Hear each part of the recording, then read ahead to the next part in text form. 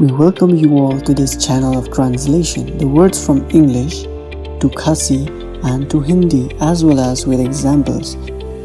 Please do watch the video till the end because you will find and learn many useful words even in the middle of examples which will be very helpful while conversation.